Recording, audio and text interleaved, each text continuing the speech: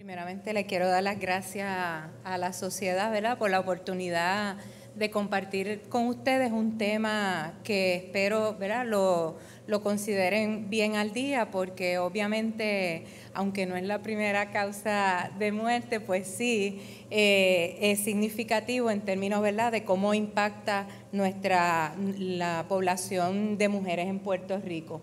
No tengo ningún conflicto de interés que reportar, y en realidad lo que queremos, lo que me gustaría en los próximos minutos compartir con ustedes, algunas bien someramente, las estadísticas sobre cáncer de mama, cómo vamos a las pacientes que llegan a nuestras oficinas, cómo nosotros vamos a evaluarlas en términos de los riesgos que tienen de poder desarrollar cáncer de mama. Vamos a hablar sobre la mastectomía profiláctica, si tiene o no un rol en disminuir el cáncer de mama, las estrategias de prevención y la detección temprana. Las preguntas de la preprueba es un cierto y falso, y dice, ¿podemos prevenir el cáncer de mama? Y la segunda, si la tomosíntesis es una alternativa una nueva alternativa a la mamografía digital. En términos de estadísticas, voy a ir bien someramente porque hablamos sobre, ya las conferenciantes anteriores han hablado sobre esto, y vemos que hasta el 2004 y de ahí hasta el 2009 lo que vemos en las estadísticas vitales es que el cáncer y las enfermedades cardiovasculares pues son bien importantes en nuestra sociedad. En términos de cáncer de incidencia, el cáncer de mama es el cáncer más común en la mujer, el segundo es cáncer colorectal y el tercero es cáncer de tiroides. En términos de incidencia, podemos ver aquí en el mapa cómo en los municipios que están más sombreados, ¿verdad?, más oscuros, vemos una incidencia más alta de cáncer de mama, aunque estas estadísticas hay que tomarlas con cuidado porque obviamente aquellos municipios con una población baja, pues podrían tener, ¿verdad?, unos números más falsamente altos. En términos de mortalidad, el cáncer de mama también es el más alto en términos de mortalidad en mujeres, y desde el punto de vista de los municipios, aquí pueden ver cuáles son los más comunes y donde más tenemos mortalidad. ¿Cuáles han sido las últimas tendencias? Pues en términos de cáncer en total, vemos que en términos de la incidencia del 87 al 2009, tanto en hombres como en mujeres, la tendencia ha sido levemente aumentar, aunque ustedes pueden ver unas altas y unas bajas, porque eso depende de cuando se ha introducido en la población algún marcador. Por ejemplo, en hombres con el PSA aumentó el diagnóstico de cáncer de próstata, etcétera. Y vemos aquí la mortalidad del 87 a 2008, donde vemos que ha disminuido bien levemente, si algo. Y yo creo que estas estadísticas son de alarmarnos por el hecho de que desde el 87 al 2008 han habido muchos cambios, han habido muchos adelantos en términos de detección temprana y de prevención y de tratamiento, y sin embargo en nuestra población eso no ha resultado en una disminución significativa de la mortalidad total. En términos de cáncer de mama, aquí vemos la incidencia, cómo ha ido aumentando en Puerto Rico, y la mortalidad que ha tenido, ¿verdad?, sus altas y bajas. Entonces, si sabemos que es tan importante estadísticamente, como nosotros, esa paciente que llega a nuestra oficina, nosotros vamos a evaluar su riesgo de desarrollar cáncer de mama. Lo que estamos proponiendo y lo que estamos presentando en esta diapositiva hay diferentes tipos de métodos, pero el método que usan los Institutos Nacionales de Cáncer y que se han utilizado para diferentes investigaciones es el modelo de Gale.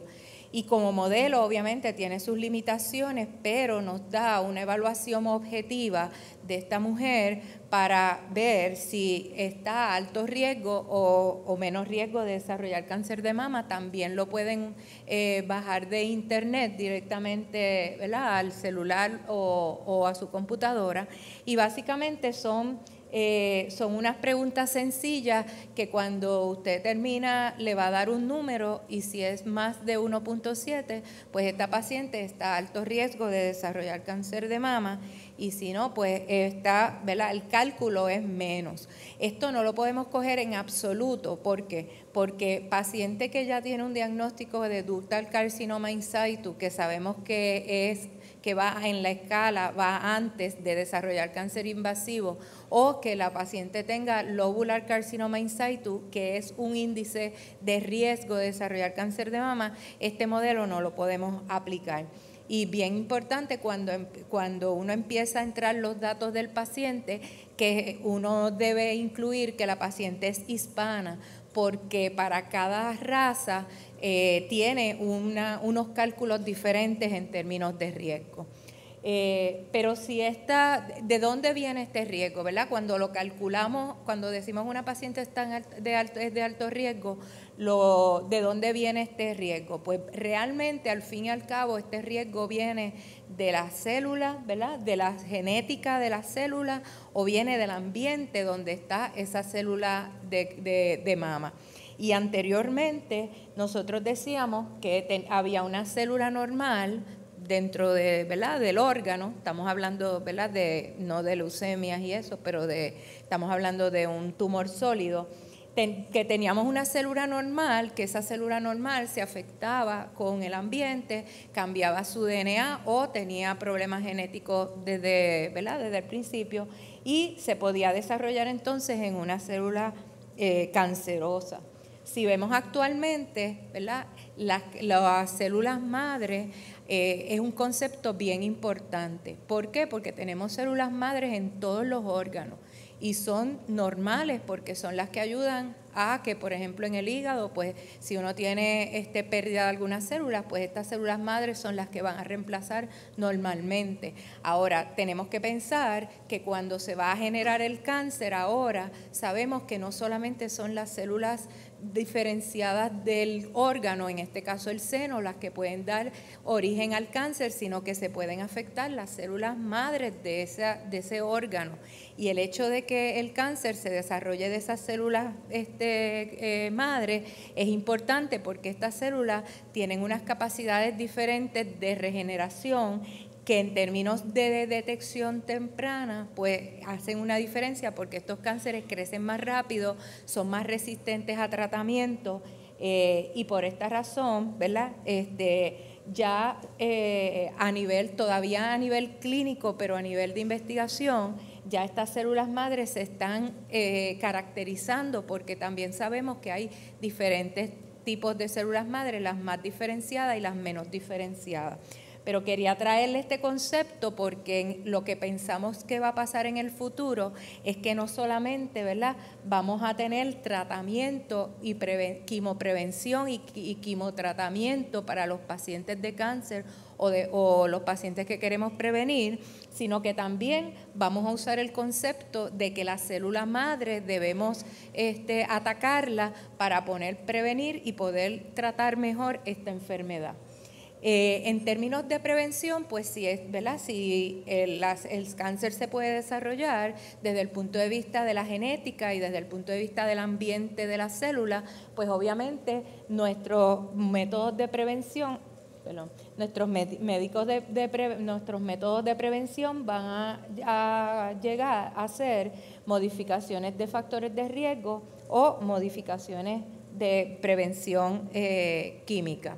En términos de la prevención genética, pues ustedes han oído, porque ya eso se describió hace mucho tiempo, el BRCA1 y el BRCA2, ¿verdad? Los genes BRCA. Estos genes, pues se ha descubierto que se han descrito hasta 140 diferentes tipos de mutaciones en cada uno de estos genes. Y se piensa que probablemente hay como 400 mutaciones que podrían tener un efecto, ¿verdad?, en las células que estamos hablando. Y se ha llegado al punto, ¿verdad?, comercialmente, donde comercialmente los anuncios están tratando de que la población quiera saber el estatus de sus genes, ¿verdad? Porque eso va a prevenir el cáncer de mama. Sabemos que solamente el 5% de los cánceres de mama tienen un componente genético. Y de ese 5%, por lo menos en las diferentes poblaciones, no sabemos cuántos realmente se deben a qué mutaciones dentro de BRCA1 y BRCA2, porque no es las únicas mutaciones genéticas que podemos encontrar en cáncer de mama. Más aún, los estudios que se han hecho, ¿verdad? Cuando usted le manda BRCA1 o BRCA2, esos estudios que cuestan $3,000, los resultados del estudio pueden venir, ¿verdad? Eso tiene unas mutaciones estándar que ya se han estudiado, y entonces hay otras mutaciones que no se sabe qué va a pasar con la paciente, y está la paciente que no tiene ninguna mutación. Entonces el resultado de estos estudios pues viene que o la paciente tiene una mutación conocida o una mutación que no se sabe lo que es, y esto se ve más, se ha estudiado más en la población African Americans en Estados Unidos, donde se han hecho estudios, y en la mayoría que tienen mutaciones son mutaciones diferentes a las que ya se habían estudiado en la población blanca o que se habían estudiado en el subgrupo de judíos, que fue donde primero se describió. Así es que creo que tenemos que, ¿verdad?, tener este conocimiento para nosotros no extrapolar la información que vemos de BRCA1 y BRCA2 en otras poblaciones, extrapolarlas a la población de nosotros. Nosotros en Puerto Rico no sabemos, ¿verdad?, tenemos unos estimados, pero en Puerto Rico nosotros no sabemos qué quiere decir una mutación en un BRCA1, si esa paciente, qué va a pasar con esa paciente. Nosotros sí sabemos que en estas otras poblaciones donde se han hecho los estudios, pues sí, cuando se identifica, por ejemplo, que hay mutación en alguno de estos genes, en términos de cáncer de mama menores de 50, hay un aumento comparado con la población general, ¿verdad? Si es BRCA1, y esto es mayormente en la población blanca, pero si esto se traduce en nuestra población, todavía eso no lo sabemos. Así es que, si eso es así, pues entonces tenemos que entender que el uso de mastectomías profilácticas en nuestra población es bien controversial, porque obviamente si vamos a basarnos en evidencia médica, la evidencia no tenemos evidencia que nos diga que si nosotros hacemos profilaxis aún con pacientes que tienen mutaciones en estos genes, eso va a ser significativo en esa paciente. Así es que esto lo tenemos que, ¿verdad?, queremos tener que estén bien conscientes de eso. Cuando hablamos de cómo, ¿verdad?, en términos de prevención, los componentes del ambiente, pues sabemos que tienen varios factores reproductivos, hormonales, de estilos de vida, y entonces en todo esto, pues ustedes lo han oído unos que otros, y básicamente si ustedes ven esta lista, pues ustedes ven, a pesar que fumar no está ahí, ustedes pueden ver cómo podemos unir el factor obesidad y nutrición, el factor cardiovascular, el factor social, etcétera. Así es que en realidad la prevención es una para muchas cosas, pero no es específico. Cuando vemos qué cosas podemos hacer para estos factores, pues definitivamente pues que haya más límites del alcohol, que el uso del estrógeno sea más limitado, que haya más ejercicio, etcétera. Cuando hablamos entonces de quimioprevención o de usar un medicamento para prevenir el cáncer de mama, aquellas pacientes que cuando se evaluaron demostraron un alto riesgo, pues una de las cosas que se les puede ofrecer es el uso de medicamentos como tamoxifen. Y esto vino de un estudio que se llamó el Breast Cancer Prevention Trial número 1, que Puerto Rico participó gracias a al San Juan Nancy COP y al investigador principal, que es Dr. Baez, que lo tenemos en la audiencia, se realizó este estudio para comparar el tamoxifen versus el placebo en mujeres por 5 años, en mujeres que basados en el modelo de riesgo estaban a alto riesgo de desarrollar cáncer de mama. Y en este estudio el tamoxifen redujo 49% el riesgo de desarrollar cáncer invasivo, de desarrollar ductal carcinoma in situ y lobular carcinoma in situ.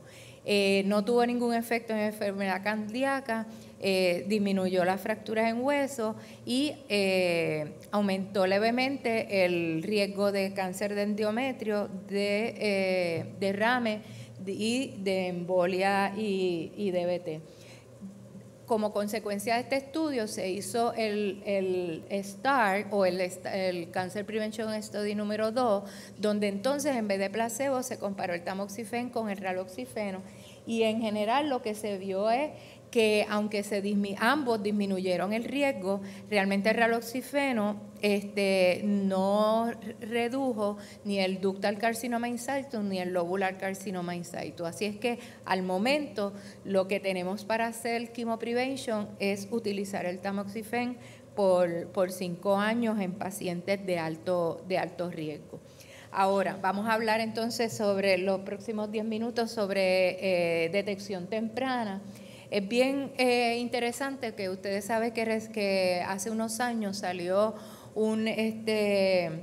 los resultados de un Preventive Task Force de Estados Unidos, donde se formó este único revolú, porque estaban diciendo que las mujeres menores de 50 no necesitaban mamografía, que mayores de 74 tampoco, etcétera. Así es que bien importante que estas guías no fueron acogidas, ¿verdad?, por la comunidad científica ni por la comunidad de oncología, porque obviamente no se basaban en evidencia médica con respecto a cómo se caracteriza esta enfermedad. Así es que seguimos utilizando la mamografía, es la forma de discernimiento más importante que tenemos.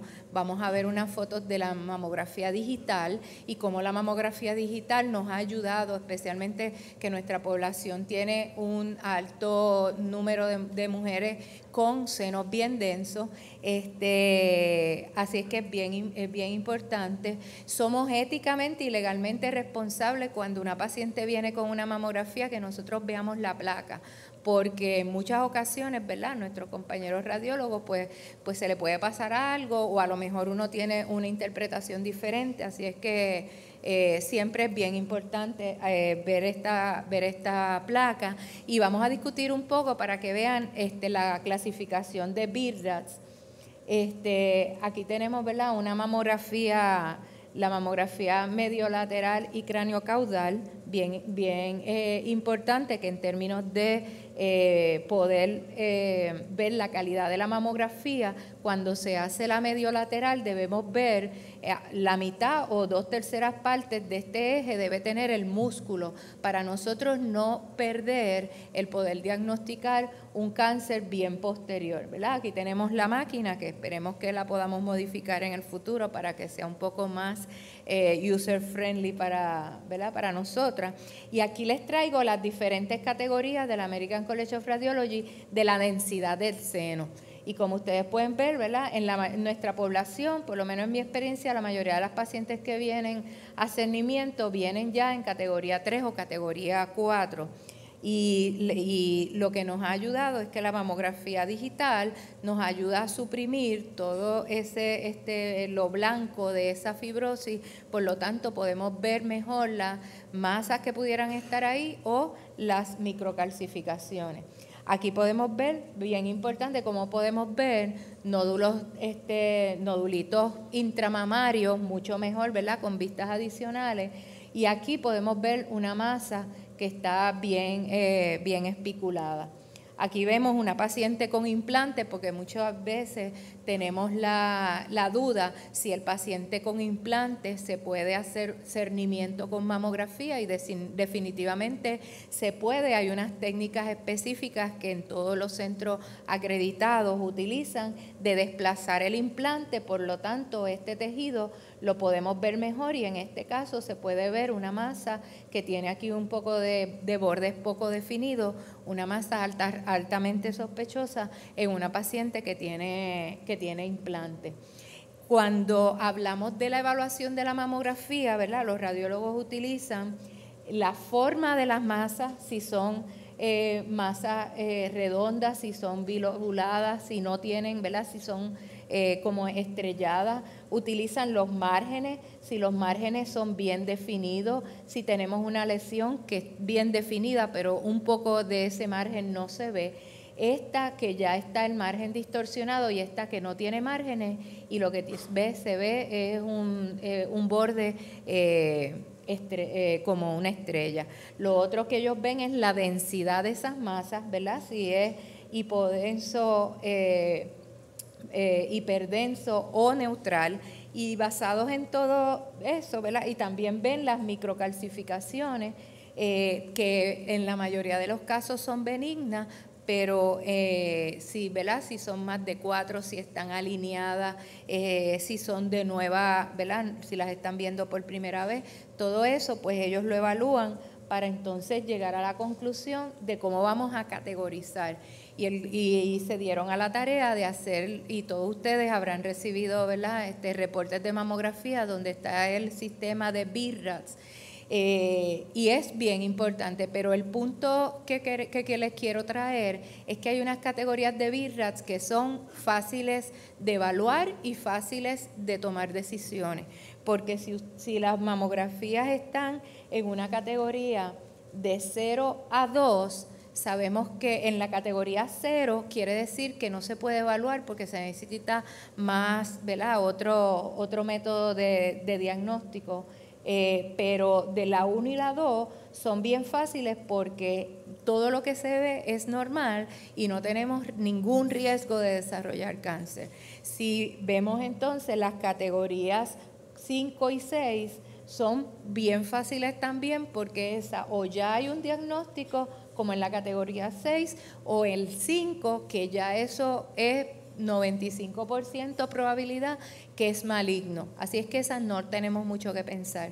Sin embargo, en las categorías 3 y 4, ahí tenemos que, ¿verdad?, parar un momento. ¿Por qué? Porque el hecho de que sea una categoría 3 no quiere decir que está exenta de que puede ser malignidad.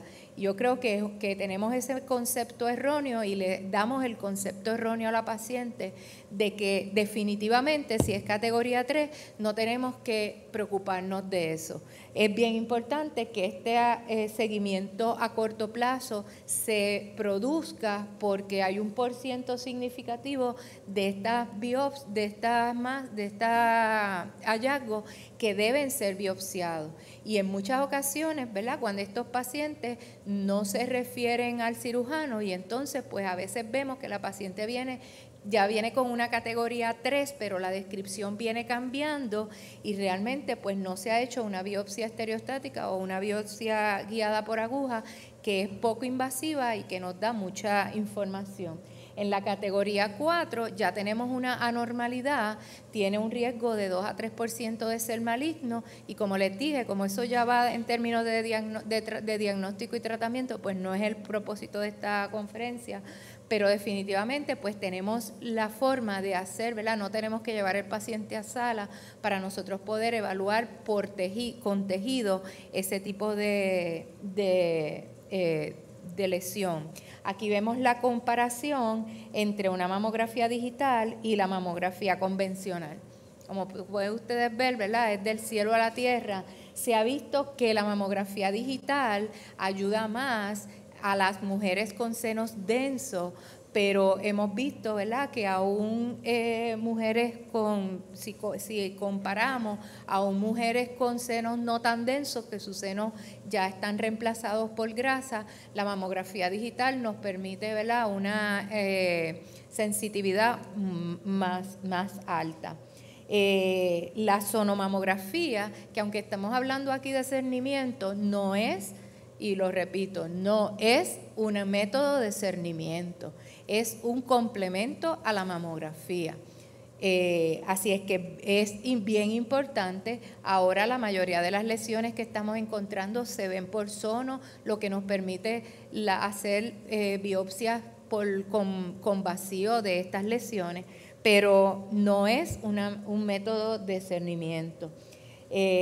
Al igual que la tomosíntesis, lo traigo aquí porque es una tecnología nueva, es una tecnología, ¿verdad?, que la tenemos disponible en Puerto Rico, y la tomosíntesis, a diferencia de la mamografía digital, que se toma en 2 planos, la tomosíntesis, le voy a enseñar aquí, es una máquina que se parece mucho a la máquina de mamografía, pero en vez de tener rayos a 90 grados, ¿verdad?, si fuera cráneo caudal o medio lateral, va a estar emitiendo, capturando información a lo largo de todo, ¿verdad?, de todos los grados en ese plano, ¿verdad?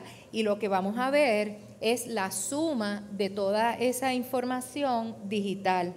Y aquí vemos un ejemplo de tomosíntesis. Aquí vemos la mamografía digital, que hay una lesión que está poco definida, y cuando la vemos en la tomosíntesis, aquí se define mejor.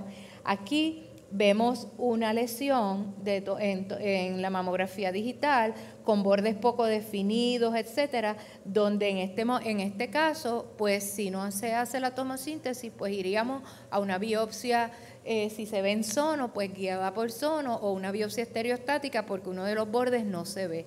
Más sin embargo, cuando hacemos la tomosíntesis vemos que es un fibroadenoma porque esos bordes están todos bien alineados. Así es que la tomosíntesis nos da más sensitividad. Ahora, ¿qué pasa? La limitación de la tomosíntesis, aquí vemos una lesión que es bastante sospechosa en mamografía, pero no, esto sería una categoría 4, pero entonces cuando la vemos en tomosíntesis, no sé si, ¿verdad?, si ustedes lo pueden ver también como yo, pero este es el área de cáncer, y ustedes pueden ver, porque el cáncer siempre lo ponemos como, ¿verdad?, como redondito, pero en realidad ven cómo se puede expandir este cáncer. Y eso lo vemos más en la tomosíntesis. Breast MRI tampoco es cernimiento, es muy bueno para pacientes que ya tienen enfermedad, hacer un estadiaje para poder seguir tratamiento, etcétera, pero no es un método de cernimiento. Aquí vemos, ¿verdad?, el MRI, cómo nos puede, especialmente si queremos darle seguimiento a una paciente que haya tenido cáncer y está bien posterior, nos ayuda mucho. Pacientes como esta, ¿verdad?, que han sido diagnosticados, que tienen un seno en una mamografía como esta, pues aquí podemos ver cómo tiene enfermedad altamente sugestiva de malignidad. Esto es en la craneocaudal, y cuando vemos aquí podemos ver que la paciente tiene enfermedad en todo el seno, por lo tanto nos ayuda en términos de diagnóstico. Así es que, en resumen, lo que hemos hablado aquí es, ¿verdad?, de un poco de las estadísticas, un poco del cómo estimamos el riesgo de las pacientes y cómo podemos disminuirlo por los diferentes factores de riesgo, y finalmente cómo podemos hacer el cernimiento y las herramientas que tenemos. Les agradezco. Gracias.